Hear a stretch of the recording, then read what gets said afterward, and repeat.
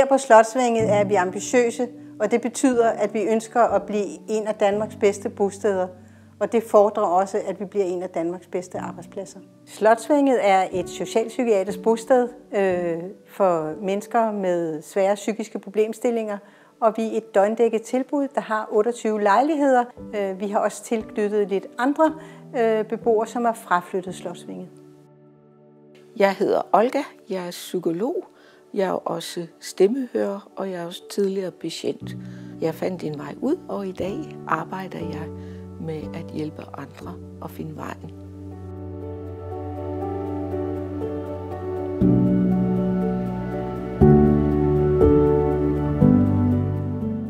Det menneskesyn, der er på Slotsvænget, handler om at forstå de mennesker, der er her, hvor mange af dem hører stemmer eller ser ting, som vi andre ikke ser. Og den forståelse er jo noget af det, som grundlæggende er der, hvor vi er stærkest i. Det er at have den her grundlæggende forståelse for, hvad er det for nogle mekanismer, og have en forståelse for, hvorfor er de mekanismer til stede, og hvad kan de? Fordi det er ikke nødvendigvis godt at medicinere stemmerne væk. Det Slotsvænget gjorde for mig dengang, var, at den gav mig adgang til fællesskabet og samfundet igen.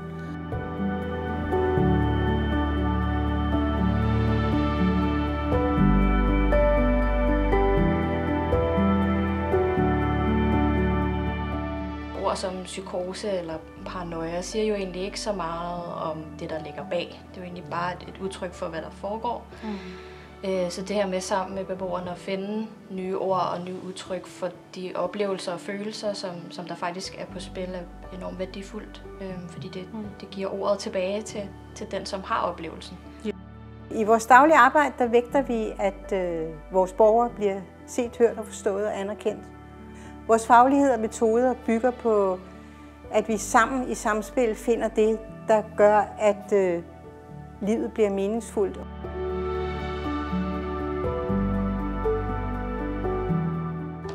Hvad skal der være til stede for, at vi når? Jamen, der er jo også noget dialogbaseret i det for mig. Jeg skal have noget sparring med jer jævnligt nogle gange om ugen. Det er rigtig vigtigt for os, at beboerne her på Slotsvænget bliver mødt med værdighed og som hele mennesker, fysisk, psykisk og socialt. Men det er også vigtigt, at det er deres egne drømme og mål, som er understøttende for, hvad vi skal i det faglige arbejde. Jeg tror sådan helt grundlæggende, så spørger vi jo, hvad der er sket med dig, i stedet for, hvad der er galt med dig. Og det er jo ligesom den røde tråd i alt, hvad vi gør, ikke? Så det handler meget mere om den traumas udtryk, end faktisk diagnoserne, som vi jo aldrig snakker om. Eller i virkeligheden har du lyst til at fortælle, hvad der er sket. Altså sunde, stærke relationer, ikke? Altså det er der, det rykker. सोया से लहू में नहा कर चले दिखाई दिए यूं के बेखुद किया.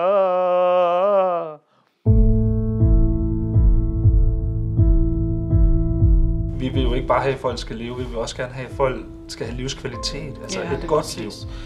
Jeg har haft meget sådan en overlevelsesrolle i mit liv, men efter jeg er kommet hertil, så er jeg begyndt at kunne leve, og det her sted, det er noget, der giver mig livet tilbage, og det giver mig håb og mod på fremtiden.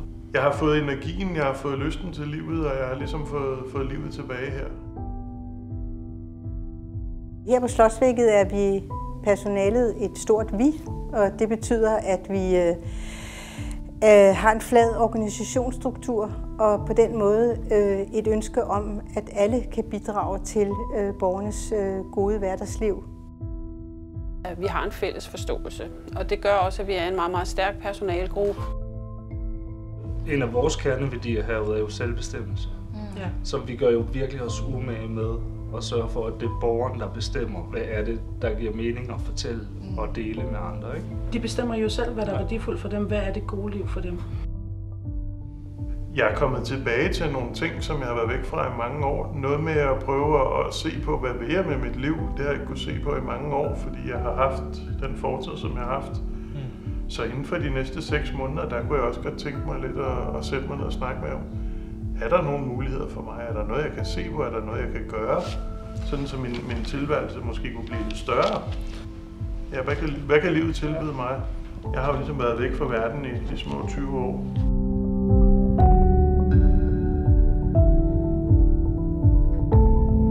Altså, det er et drømmejob for mig at være her. Fordi vi har det her faglige fokus, vi har, så har vi også en stor udvikling. Vi taler meget omkring tingene, vi analyserer tingene sammen på tværs af medarbejdergrupperne, hvilket gør os stærkere. Jeg føler faktisk, at jeg lærer noget hver dag af alle mine kollegaer.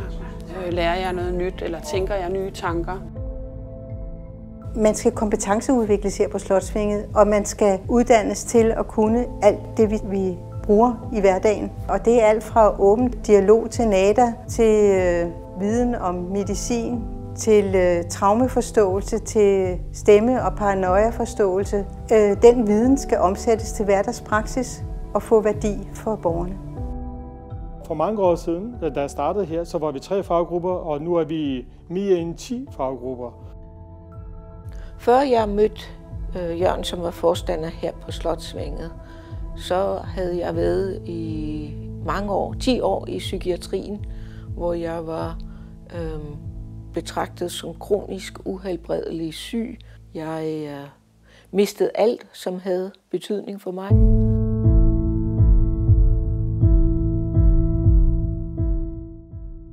Vi har jo mange af vores borgere, som har været i psykiatrien i rigtig, rigtig mange år. Ja. Og de er jo egentlig også blevet opdraget med, at mestringsstrategien hedder medicin.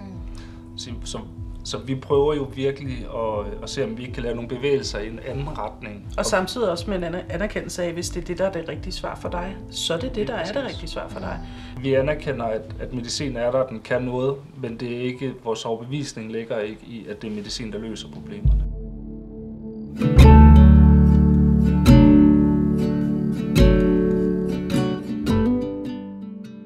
Og nu har vi jo snakket lidt håbets sti. Udover håbets sti, der har vi jo også gang i at snakke chime. Og det er jo de her forbundethed, håb, identitet, meningsfuldhed og empowerment. Ja.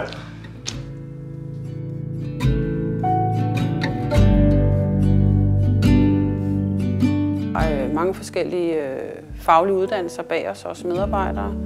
Der er kropsterapeuter, der er terapeuter, der er pædagoger, der er forskellige overbygninger inden for det humanistiske. Udover at vi har den her samlede bagage omkring recovery-tankegang og forståelse for stemmer. Vi er nødt til at rekruttere folk, som har de rigtige førkompetencer, fordi det er komplekse opgaver, vi løser her på Slotsvænget. Og jeg startede her på Slotsvænget som recovery coach. Det var utroligt at se andre rejse sig fra sengene og forlade Slotsvænget. Og Slotsvænget blev kendt som et virkelig progressivt sted, der blev ikke bare kendt i Danmark, men også i udlandet.